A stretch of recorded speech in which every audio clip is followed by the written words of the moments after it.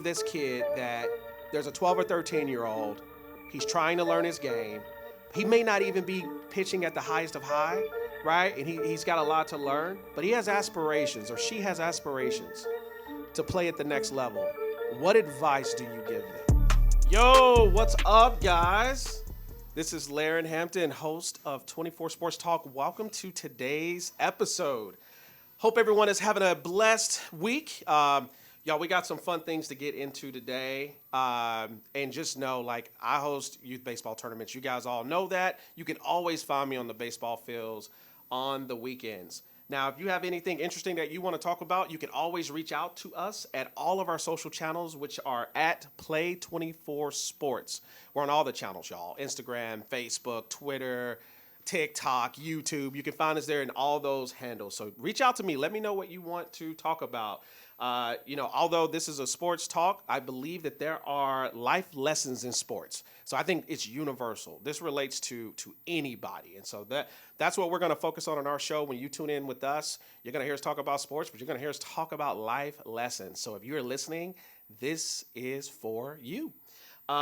Before we get in, we recently got out of being iced in. We had the fun snow. Everybody's trapped in the house together, getting really good family time, right? Let me tell you something. I have two kids, okay? One is 16 and the other's 13. And it's been a long time since since we were shut down for COVID. And that's been quite some time, at least a couple of years. They've grown and their appetites have grown. So being trapped in the house, I had a chance to really realize they can eat. So I had to make multiple trips to the grocery store. Now, let me tell you something. Last year, we also dealt with snow and ice, and the vehicle that I was driving was not a 4x4, and I learned that lesson. I have two siblings that drive 4x4 trucks, okay?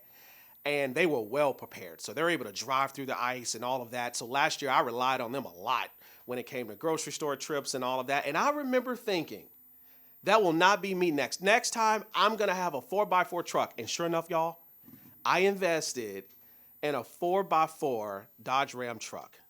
I finally got my moment. It iced up. Kids are eating me out of the house, right? Time to make some grocery store trips. My wife is sending me, grocery store lists like, hey, go get this and this. And I'm like, I felt like a hero, y'all. I got this. So I have my 4x4 truck making trips. Being the hero on the roads, but definitely having to be extra careful. But again, being iced in the house was a lot of fun, but it definitely cost with the kids eating us out a home. And they finally went back to school, and we saved a little money, y'all. Who can relate?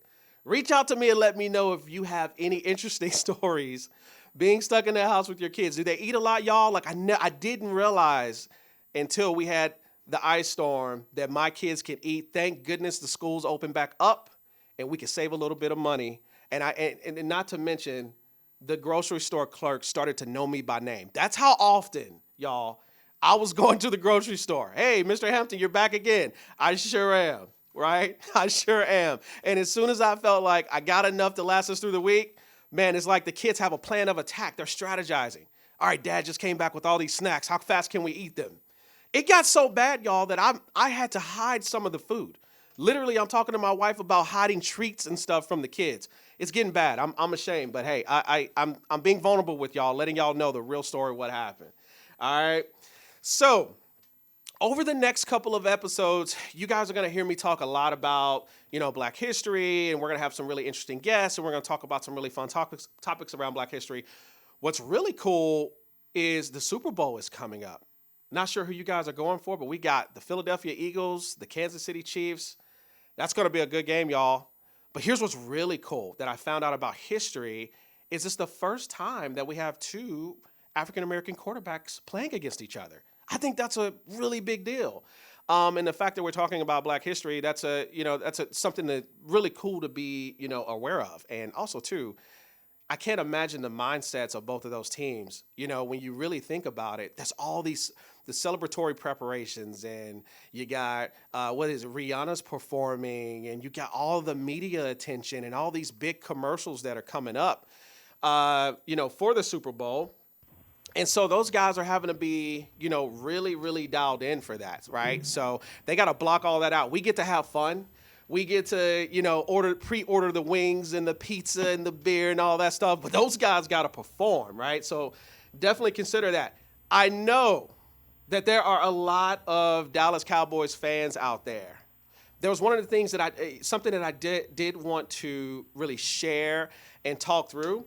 There was a lot of disappointment, and I get it, man. I'm a fan at heart too, and I follow teams, and when things don't quite happen the way that we want them to, it's easy to get super frustrated. But with Dak Prescott, some of the things that I would hear is, oh man, this player's trash. Oh, he just threw another. He's failing. He's this and he's that, and Jerry Jones needs to get rid of him. And one of the things that I think we need to really consider is that we got to check ourselves too, y'all. We're throwing interceptions in our personal lives.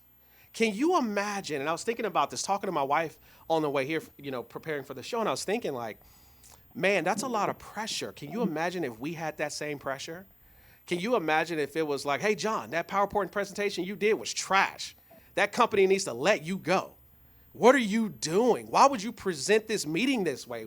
Who told you to schedule? Did you know you showed up at 8:30 and you're supposed to be at 8 o'clock? This guy needs to be fired. That's a lot of pressure, right? So I just really want us to take a step back and understand, like, hey, when we're talking about, these athletes that you guys are hoping that they fulfill your dreams, understand that they're human just like you. They're having a human experience just like you. They're going through challenges just like you. So let's make sure that we check ourselves too, because, we're throwing interceptions in life, and that's something that I definitely wanted to add that nugget. I'll tell you, I've been able to have some interesting access to a circle of influence, a circle of professional players. And so I'm able to gain this type of insight and really provide you all this feedback as well. And I'll tell you, one of the guests that I have today, Taylor Hearn, man, we've had some really good private conversations. I've hung around Taylor and hung around him enough to think, y'all, just like y'all, how y'all are hyping yourselves up. Oh, I can throw that ball better than that. Well, I was hanging around Taylor thinking, you know what? I think I could play for the Rangers. I may be able to do this. Like, Taylor and a lot of other guys, y'all hear me talk about Jose Trevino as well. Like, man, those guys, it's easy to get fired up and you think I could do this. Let me tell you something. We had blitzball. I don't know if y'all ever heard of blitzball before. If you haven't, look them up, okay? But blitzball sent their professional team out to shoot some content with Taylor and I. So Taylor's striking out kids. We're having fun. It's all just, giving back, having a good time, right? So the owner of blitzball asked me, hey, Laren, why won't you go up and try to get some hits off Taylor? I'm thinking, yeah, let's go. I got this. I could do this. What? I've been around baseball all my life. Let's go. What? Facing Taylor? Let's go. I can do this. I get into the batter's box, and I forget that Taylor's 6'6". Now, here's what's crazy. On the mound, he's even taller. Now, y'all, I'm 5'9" with my shoes on.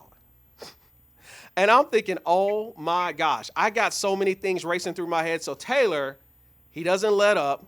I think he threw like a slider or something. That thing looked like it was going to hit my face. And it came right for me and curved, strike one. Y'all, you could feel the velocity from the pitch, man.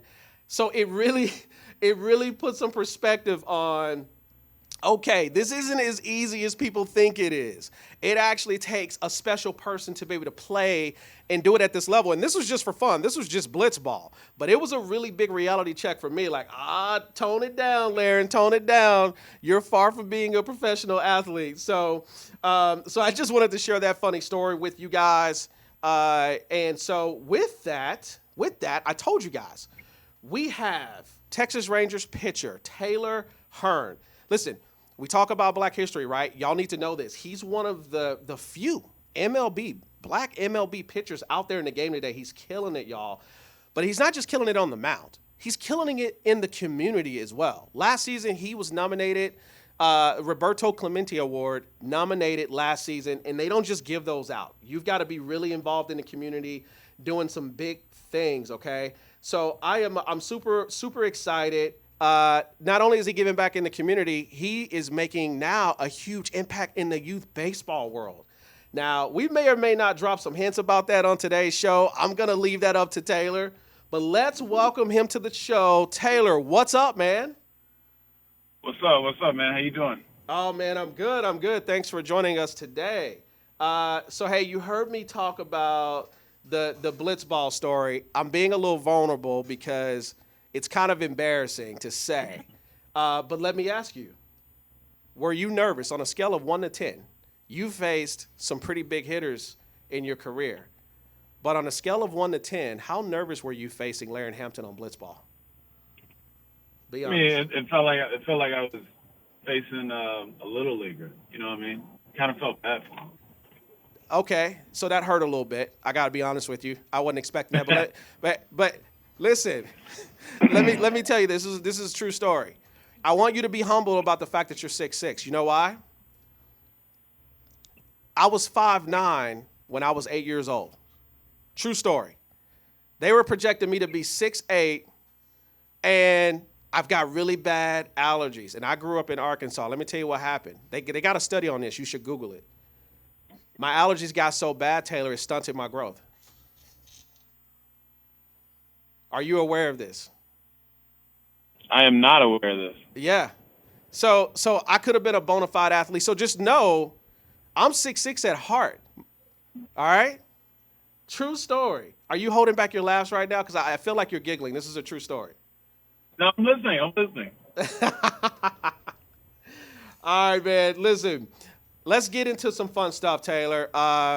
There's so much to talk about, but I told our listeners today that we're focusing a lot on Black history, and I think one of the things that is pretty, I would say, hugely interesting, is your background in rodeo and the history behind your family's legacy in rodeo. And your grandfather, and this is something that I recently learned, Taylor, and I really want you to talk about. Your grandfather was the first African American to attend college on a rodeo scholarship. Is that right? Yes, he was. He attended Oklahoma State University. Wow. Wow. And so with all this history, naturally you pick up the legacy with rodeo. And was it pretty easy to become good at having these skills to be a specialist when it comes to rodeo? Was it pretty easy for you? No, honestly, rodeo's on the same plane as baseball. You know, it's one of them sports where you think you probably got it compacted down and good, and it's one of them sports that'll humble you, and you're going up against a big field of ropers as well, and the same thing in baseball. Like, you're going up against guys from other countries, top high school and college guys in the world, it's a different world. It's one of them sports where you can't really. It's all a timing thing, just like baseball. You can't really take much time off and expect to get back at it and be the best. Yeah, absolutely. With that, I saw a video of one of our good buddies, Jose Trevino, struggling with learning, some of those skills you were trying to teach him on the rodeo side. But if you think about it, the same does apply to baseball, especially with kids learning to play baseball. For them, what would be your advice? It's brand new. What was the advice you even gave, like Jose or some of your teammates or friends? What's your direct advice to them if they've never done it ever? Like, what do you tell them? If you're gonna go all out on it, you better be sure about it, because it's one of them. Like I said, it's one of them sports where you can't afford to take time off and then think you're gonna get back at it and be good. It's like it's like me trying to take 2 years off and not picking up a baseball and then thinking like, oh yeah, I'll be able to pick right back up where I left off. It's like, no, like there's a lot that's changed. Like, the game is a lot faster, and it just takes you a little while to get that rhythm back. Yeah, man, that definitely makes sense. Well, when you think back to you being really good at this, especially even as a kid, do you recall like your proudest moment in rodeo? Do you have something that you're like, man, I'll never forget this moment? Share that with me. Man, probably the first time I actually placed and won at an event, because it's such a rodeo is such a sport where you got to be the quickest and the fastest to be in the top five to win money and stuff. So you may rope one that you think is fast, and somebody else comes up right behind you and ropes one faster, and the guy behind them ropes one faster, and next thing you know, you're sitting in second or third place, and now you're not even in the top five anymore. So Wow. it's a lot. It's a lot that goes into it. Yeah, man, it sounds like it. Really, if you think about how fast I picked up blitzball, you think I got a shot at rodeo? Man, dude, you would Wow. if you wanted a shot at it, you would need to start probably tomorrow and can't let up. Okay, so there's a chance you're telling me there's a chance that I could really get out there and develop a name for myself in the rodeo world. I'd probably say if you were serious about it, I would say probably about four or 5 year window you could for sure. Got it. 4 to 5 years, I would own the rodeo space, I believe. Would you? I wouldn't go that far. Oh, okay. All right. We're gonna cut that part probably out of the show so that people don't hear what you just said, because that's embarrassing, Taylor. Yeah. No, I agree. I agree. Hey, let's get it. Let's get into some baseball, man. Like talking about you really killing it in the rodeo world, even as a kid. But let's talk about baseball. Like, when did you actually start playing baseball? Man, I started playing when I was about 4 or 5 years old, and started pitching when I was about 7 or 8, Wow. and that's where I met my lifetime pitching coach, Omar Washington, that I've been with, to this day. And it was a guy that was a first baseman and played the outfield and pitched also, but I never really knew that pitching was my calling until I got probably about 12 or 13 years old, and I was throwing harder, and that's when it kind of resonated. I was like, okay, I kind of got a shot at this, and sure enough, as I gotten older, started throwing harder, and I started enjoying striking guys out more, and I truly felt like as a pitcher, being out there on the mound, like the game doesn't start till you throw a ball. So Yeah. for one thing, for me, I enjoyed was just being able to take control of the game and just being able to. It found a different like competitive side in me, just like in rodeo. Yeah. Man, that's incredible. And when you realize that, wait, this is my calling, are you thinking like, wait, I think I can play this professionally. I think I can go all the way. Like when was that moment for you? You started pitching like very seriously at 12, 13 years old. You're working with Omar, working with your trainer. And what was the exact moment, were you 12 and 13 or were you older when you realized, wait a minute, I think I can do this even beyond high school and college? I didn't think I could do it professionally until I was probably about 15. 15 to 16 is when like I started getting letters from professional teams and stuff like that. And my main goal, I wanted to play professional baseball, but I never really knew I would blossom into this type of person I am today. My initial goal and plan was just trying to just go to college and get a degree and being able to be a baseball coach, because I always liked helping kids and like that type of stuff. And so, but once I got about 15, 16 years old, I started noticing it. I was like, okay, wait, I kind of got a shot at this, and then I got a letter. I still have a bulletin board that I use as motivation, and it's a bulletin board full of every letter I've gotten from a major league team. I kept it, and I used to always look at it every day, and I was like, okay, like I got a legit shot to do this. So, but the initial plan was just to try to just go to college and play, and see where it took me. That what you just said about having the bulletin board and looking at it every day, I tell youth players, I tell families all the time, even coaches, you have to protect your vision. Was that your way of protecting your vision? Because I'll tell you, it's very easy for people to go, oh, you want to play big league baseball, you're going to go all the way. Good luck with that, right? Like you'll always hear people throw out stats. Oh, there's one in, a million chance for you to actually go play professionally. You need pick a different dream. Was that your way of protecting your vision? Oh, 1,000%. It was.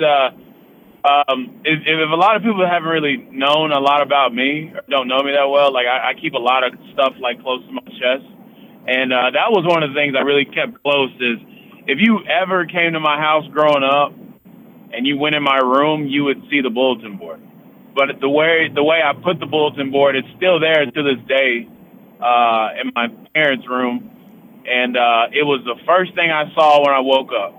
And it was right above my dresser, so I saw it when I was putting on clothes, getting ready to go to school, before I went to work out, if I was playing video games or whatever it is, or if I ever had a day where I for some odd reason, I just felt like I didn't feel like working out, that was something I could look at, and that was just like another reminder to me. It's like, hey, I got a chance to play professional level, so there's no excuses, I didn't need the motivational videos and stuff like that to be able to get me hyped up. I had a physical bulletin board in my room that I looked at every day, and I was like, man, I got to get there. One of these teams I want to play for, I don't know who it is, but I'm going to make sure that I give it everything I got to get to that point. Absolutely. And you literally manifested where you are today. And it's something that I really want the listeners and the viewers to just really hone in on. It takes more than just your physical abilities to accomplish anything that you want to accomplish. If you want to go play big league baseball, you can't just have good exit velocity and good, movement on your pitches, or those things are going to get you noticed. But what keeps you there, what ultimately gets you to the destination, is your mindset and how you think and how you protect your vision. Even being in big league baseball now, that I'm sure that's something that you continue to draw from. So I'd say that's pretty huge, Taylor. Thanks for sharing that. When I really think about you where you are today and think about your journey that you just shared of how you got there, hosting all these youth tournaments and events and competitions, you realize that there has to be a really good, strong support system to get these kids and navigate them through all of this. Can you touch on how important it was for you, because you have a very strong support system with your family. How important and critical was that while you navigated through your good times and your bad times? I mean, it was huge, having my mom and dad and my sister as well, but mainly my mom and dad there with me. And even now to this day, to still have that strong support system has been huge, because you go through a lot of ups and downs as a player that a lot of people don't really realize or know, or know what's going on behind the scenes, but your family. And the best thing, and some of the stuff I learned from my parents was that I plan to pass down on whenever I have kids is they never forced me to do anything.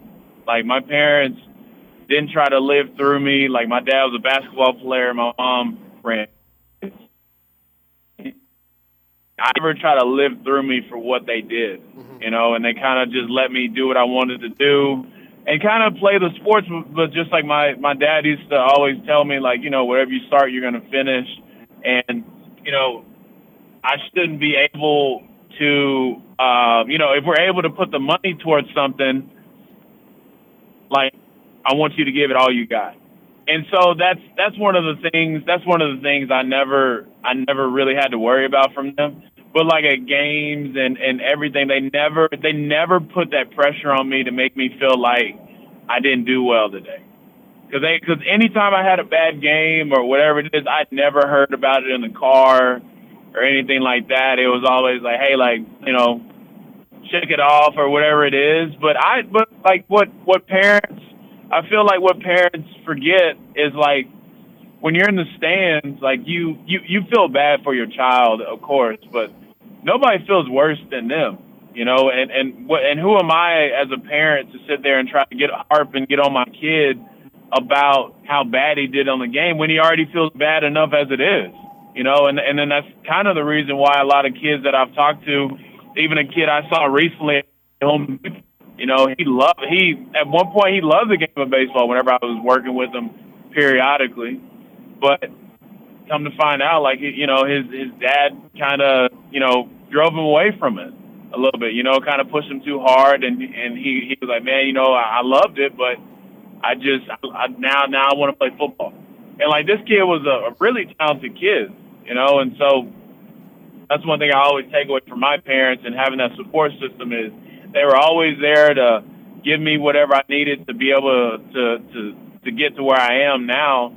But it wasn't just given to me. It was always just like like working hard for it and everything. And I really learned that whenever I was rodeoing because my grandpa being back then, being black, like it was tough for him as being a rodeo guy, and that was the first time I really got a chance to experience being the only black guy, and we were the only black family at certain rodeos, and it's like there's nothing you can do about it. And so it's almost just having that little edge in there and, just having that self-drive. But, yeah, my parents were never parents that try to force things upon me. They really let me make my own mistakes, and I feel like that's sometimes like something parents these days try to do, try to protect their child from mistakes. And I'm like, the best games I ever have in the big leagues are the ones I don't feel the best or I make mistakes in because that's the only way I learn.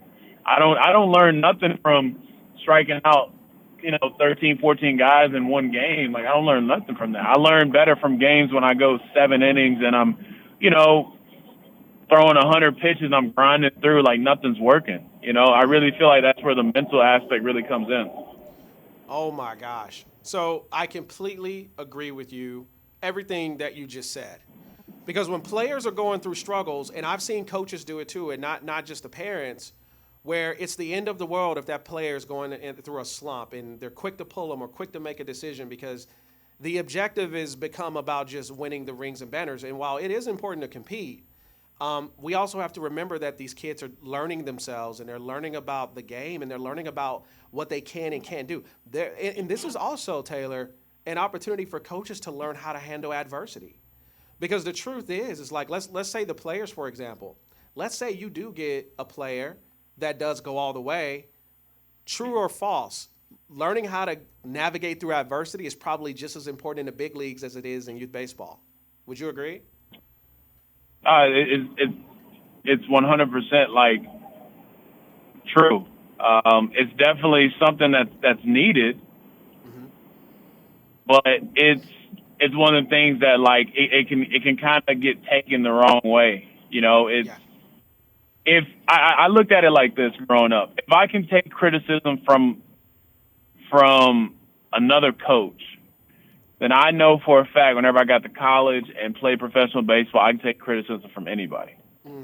Because like coaches like are, a lot of these big league coaches and minor league coaches, they're trying to do their job and whatnot, but like their goal is to try to get the best out of you. And that's what coaches try to do. And, it really does kind of frustrate me as a player to see how kids can't take criticism. And I'm like, if you can't take criticism right now or just like somebody trying to critique you on stuff like that, then you're going to have a hard time, and that's kind of why, like, I don't know if you've ever brought this up, but I've never, ever been a big fan of daddy ball. Like whenever I grow up, like whenever I have kids, mm-hmm. I personally don't want to coach my kids. Mm-hmm. I don't. Mm-hmm. I don't. And I truly feel like in order for my kids to get better at sports, I need them to be coached by somebody else. My goal and job is to just be a dad. Like, I'm not trying to be a dad and a coach. Like, mm-hmm. You know what I mean? Yeah. And I feel like a lot of parents really don't understand that because as kids, like, they have a tendency to not really know the difference. And, like, it's tough.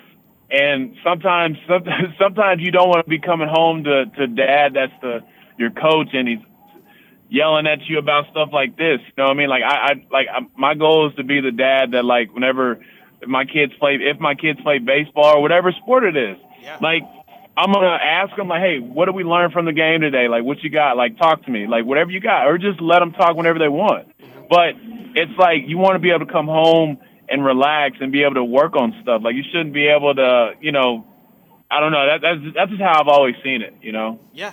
No, absolutely. I did it with my two sons, in the past, and it's hard because you have to make sure you're managing any bias. And then also too, to your point, it's hard to be the coach and the dad because you're having to give them that feedback, and it may be received a little differently because it's coming from dad, right? Versus coming from a third party, which is the actual coach. So I completely agree with you. Also, too, kind of going back to what you said about the importance of the key to your success was, or one of the keys was your parents allowing you to be who you were, allowing you to make those mistakes and navigate through those mistakes. Kids are still trying to, when we talk about development, the development isn't just hitting off the tee, fielding, pitching, right? The tangible stuff.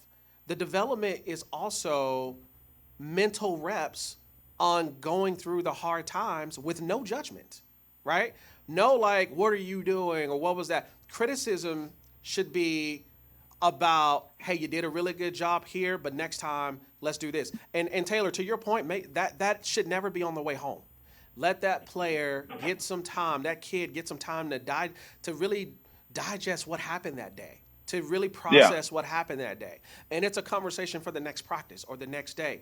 But just like when we have long days at work, or if you have a long day at the game, man, you're not trying to talk about that stuff immediately after. And I know sometimes you have to do interviews and all that, but you have to have a chance to process the good and the bad, And so I think what we really want coaches, parents to hear, even the kids, is give them some space to actually process, right? So I think that stuff is pretty important. Yeah, it is. Yeah. I think it's huge. But the mental aspect starts now as kids. Being able to accept and understand failure on days you don't get hits. On days you don't have your best stuff as a pitcher. Mm-hmm. Like, it's part of it. Yeah. But what am I to do? Like, if why coaches really, really yelled at kids about having bad games. I know, like, it's part of it. Sometimes you gotta fire them up and light a fire under them. Mm-hmm. But realistically, like, it's not professional. Like these kids, like these are kids. You know what I mean? Like, mm-hmm. and that's kind of why, like, I feel like a lot of them are starting to lose, like, the love of the game, or and all that type of stuff, because they're trying to be so, like, big perfectionists. And realistically, in baseball, you can ask any major league player in baseball, you can try to be a perfectionist all you want, and you're going to fail at it, because, like, this is baseball is one of the games where you're going to fail the absolute most in it. Yes, absolutely, man. Just really quick, if you are just joining us, we are speaking to MLB pitcher Taylor Hearn, y'all, having a really good conversation. So Taylor, this is, oh my gosh, you've dropped so many good golden gems. I hope people are taking notes for their kids and for themselves. Let me ask you this. On a lighter note, do you have a favorite memory playing the game? Like, do you have something that sticks out where you're like, man, I'll never forget this moment, right? We talked a little bit about a moment with you with rodeo, but what about baseball? Whether it's youth or whether it's even professionally, do you have something that you're like, man, this was a golden time in my life? Honestly, probably one of the best ones. Whereas, whenever I was, man, I can't remember how old I was. But I was young. We played at the fields in Rowlett, and I remember, I think I hit a home run like once a game, at least one or two a game, and I think my parents still have all the baseballs. I want to say in the season, I think it was like 12 or 13 home runs. Wow. Yeah. Wow. It was impressive.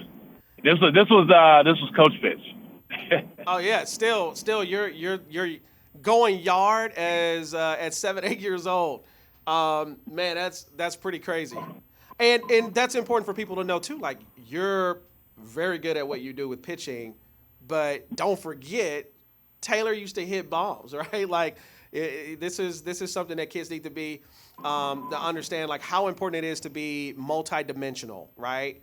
And speaking of that, Taylor, just really quick, I want to touch on how important it is for you, from your perspective. How important is it for kids to get good or learn multiple positions, right? Because you have kids that may fall in love with pitching or fall in love with playing first base or shortstop.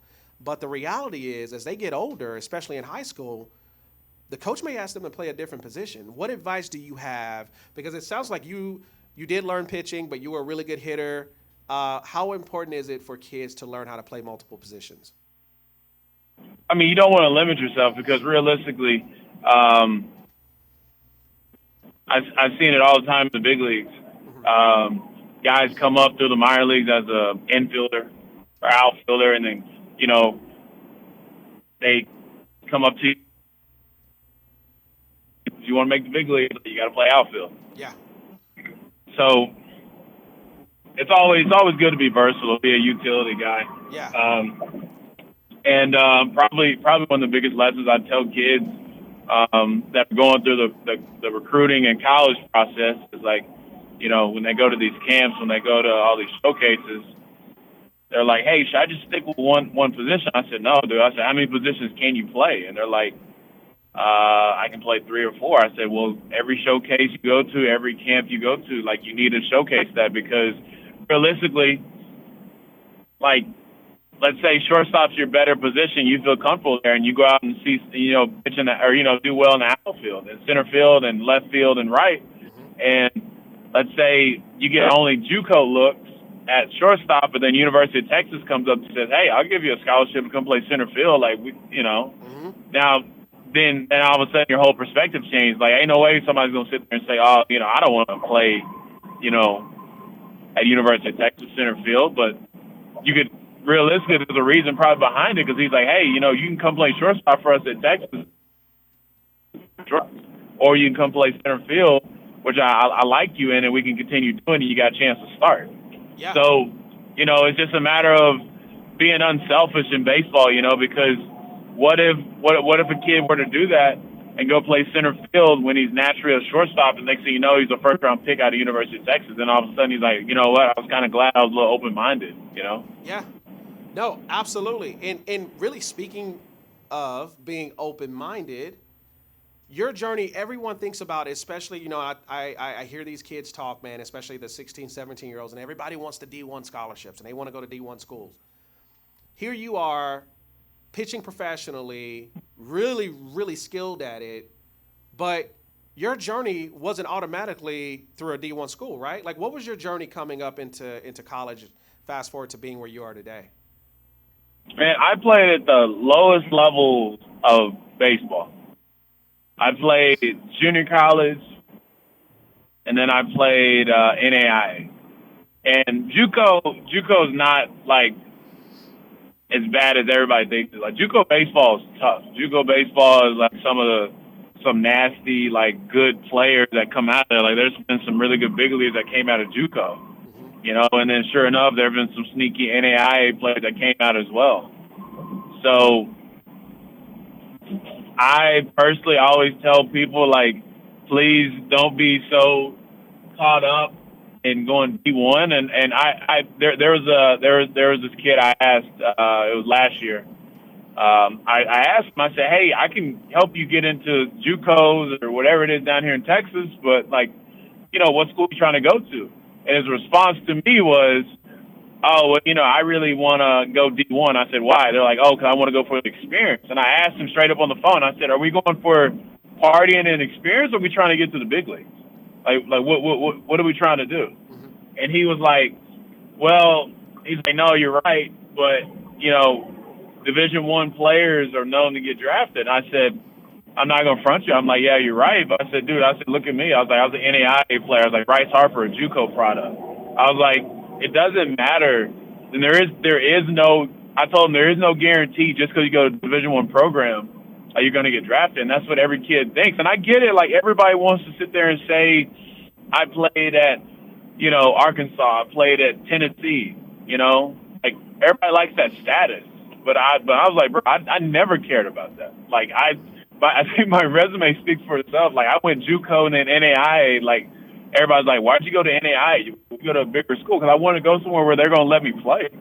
You know, and did I care about the name? Like, no, I didn't care about the name. I cared about this school liked me a lot, and they were going to give me a chance to play and help me fulfill my dreams, try to get to professional baseball, and they did. You know, and I feel like that's what it's truly about. Is I feel like kids are getting away from that now. Everybody wants to sacrifice going to a smaller school that you can go out there and be the number one starter, but then you'd rather go sit for 2 years at a big time D1 and be okay with it. Mm-hmm. Absolutely, because it becomes about where your opportunities are, right? You ever heard the phrase like, "I want to go where I'm celebrated, not tolerated," right? Absolutely. And so if I'm going to go where they're going to love me the most, that's where you want to go because that's where your exposure is going to be, where your development's going to be. That's where your blessings are.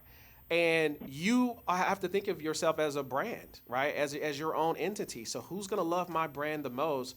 That's where I want to be. So I'm so glad that you shared that because it's important for families to hear that, for coaches to hear that it's not necessarily about what school you go to. It's about what opportunities are you going to? What are you going to get from those opportunities? Be clear about what you want. And if what you want is to go to the next level, then you got to go where they're going to help you the most to get to the next level, right? So that's a really big point. I'm really glad you shared that. As you think about you learning all these lessons, did you idolize any other players, right? Is there someone that you pulled from that you referenced to when it came to, pitching or just playing the game or how you approach the game? Are there any historic players, any players from the past that you modeled your game after or that you idolized?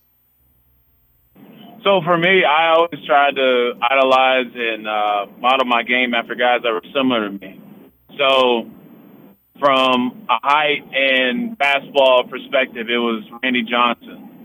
From another height perspective and just being nasty with CC Sabathia, Dontrell Willis, David Price. I always try to model my changeup. I was a big fan of Francisco Liriano. I was a big fan of Cole Hamels and big fan of Cliff Lee of control. So, I can nitpick out a bunch of guys that I looked at and always watched and still to this day still watch video on how they attack guys because, I'm so similar to them. Yeah.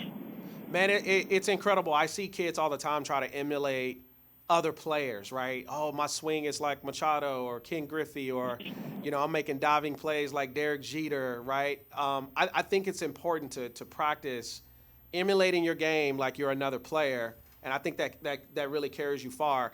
When I think about, on a serious note, when I faced you in blitzball, I was really modeling my game after Ken Griffey Jr., to be specific.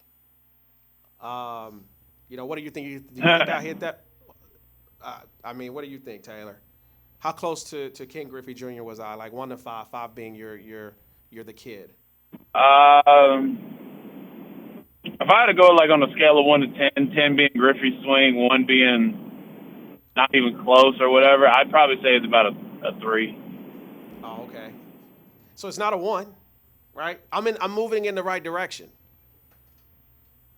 Yeah. We still got ways away though. We still got a lot of mechanical stuff we need to fix. Okay.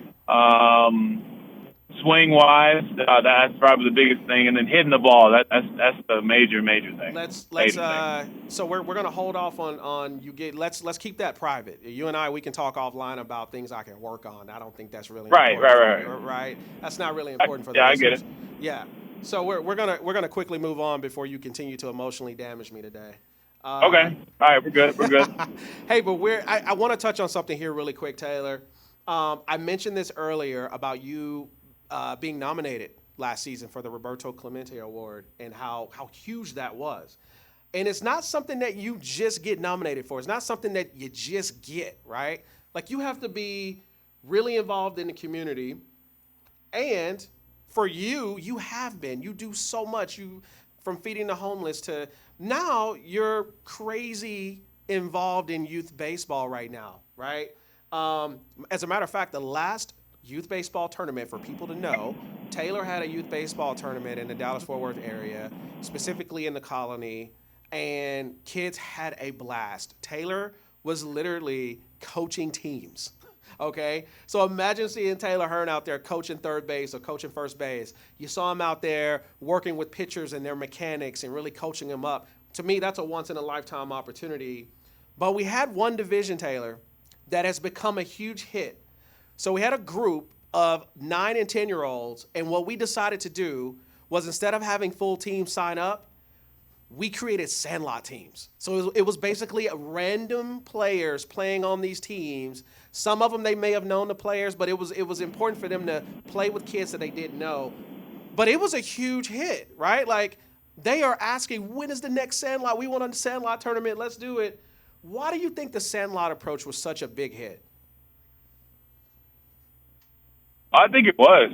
I think it just brought back it brought back memories for me from whenever I was growing up and how I was playing baseball in my front yard with a tennis ball, and we were just doing all types of stuff and wiffle ball, and I just wanted to bring that back and be able to just to bring fun back in baseball, because I feel like parents kind of have a tendency to get a little too into it. And I agree, like, they want their sons to do well, but hey, like, at the end of the day, I think if you realistically ask all those kids what out of the whole year, what was the one time they felt like they did the best and felt the best, I guarantee you a lot of them would say that tournament, because none of these kids knew anybody.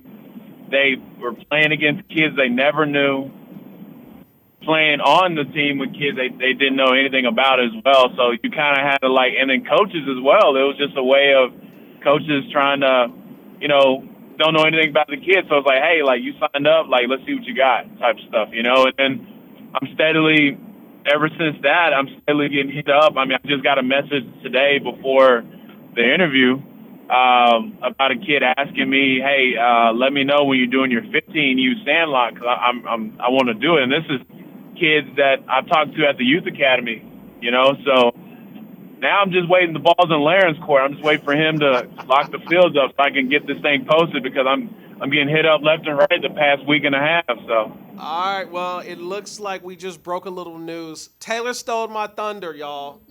But Taylor Hearn has a very huge sandlot tournament that is coming up later this year after the season, after he finishes up. And let me tell you, this thing is going to be amazing. Nothing short of amazing. So I'm definitely excited. Maybe I'll get in there and start coaching with you. Taylor, as a matter of fact, we bring blitzball everywhere we go too, right? Maybe we bring blitzball back and you and I get a chance to have a rematch. Hey, I'm all for it, dude. You make the call, and I'm never shy from competition. Let's go, Taylor. Hey, listen, I want to wrap on this, okay? Can you just quickly, when you think about, you said you started pitching at 12, 13 years old, right? And so what advice do you give this kid that there's a 12 or 13-year-old, he's trying to learn his game, he may not even be pitching at the highest of high, right? And he's got a lot to learn, but he has aspirations, or she has aspirations to play at the next level. What advice do you give them? Well, from a pitching aspect, I would tell them don't be afraid to throw inside, whether it's baseball or softball. And then another big one I would say is just continuing to not only just believe in yourself, but just realizing you're not gonna be the complete pitcher overnight. Like, your goal and job is to perfect your craft the best you can, and just try to be as consistent as you can as a pitcher. Because at the end of the day, if you ask any coach, baseball or softball, and you ask them, hey, would you rather have an inconsistent pitcher or a consistent pitcher? They'll take a consistent pitcher all day. That's going to fill up the zone and is not going to back down from anybody. Yeah, absolutely. Man, that is solid advice. I'm actually going to take that advice as well as I prepare to rematch you in blitzball, my brother. But listen, Taylor, I really appreciate you, man. Thank you so much for joining the show. we'll let you go, and obviously I'll be in touch with you here pretty soon to take down some notes on what I can do better on the baseball field. Yeah, yeah, man. Yeah, just give me man, I appreciate you having me on, and yeah, give me a call whenever you get done. All right, will do. You got it, man. All right, brother. I'll see you Later, Taylor. later. Wow, y'all. I mean, what an amazing show. There's so much good things that came from this. I really hope everyone was taking notes. I think the biggest thing that I take away from Taylor's journey is, did y'all hear what his mindset had to be? Even as a 12-year-old kid, he has a bulletin board that he kept all of his goals on, and he looked at them every single day. And I'm sure Taylor didn't always have good days. I'm sure he had some tournaments or some games where he didn't strike out a lot of kids, and maybe he may have walked a few batters. I'm sure it wasn't all just amazing, but he protected his vision on the bulletin board. So I highly recommend that kids, even adults, y'all, write your goals down on a board and protect that vision and look at it every day. The other key thing that he did, or his family did, is they supported his vision. Y'all heard his dad wasn't playing baseball, y'all. He was playing basketball. His family's really big in the rodeo. Like they're very diverse, right? But he wanted to play baseball, and they protected and supported his vision. So it's so important. Taylor touched on this. Even after you have a bad game, we don't have to criticize or come down hard on that player at the end of that game or on the way home. Let him process, right? But the biggest thing is, we hear the term top 5% all the time, right? Top 2%, right? Well, if you want to be in that small percent of going to the next level, it's not just your physical abilities. You just heard from a major league pitcher that's killing it today say how important the mindset is. And I think you have to have a 5% type mindset, that you have to focus on creating, not just competing, learning your game, learning your craft, taking your lumps and going through those hard times. And this is not just for kids, y'all. This is for adults. This is for those that are struggling in life or having hard times in life. It doesn't have to stop there. That doesn't have to be who you are. It's just a chapter. But write your visions down and protect your vision. And just know you're going to go through some hard times, but you have to keep going because there's something amazing on the other side. But you have to believe that.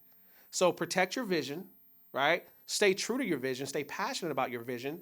And surround yourself around people that are also going to motivate you and support your vision too, even through the hard times. That's how you make it to the big leagues in life. Not just literally. Whatever you're chasing, whatever you want to accomplish in life, and you want to be a big league player and owning a business, or a big league player being a husband, or a big league player being a wife, or whatever that may be, write your visions down and protect it. But also expect that things are not going to always be easy or handed to you. Sometimes that path to success could be crooked, with some construction, with some surprises. Trust me, I know this all too well.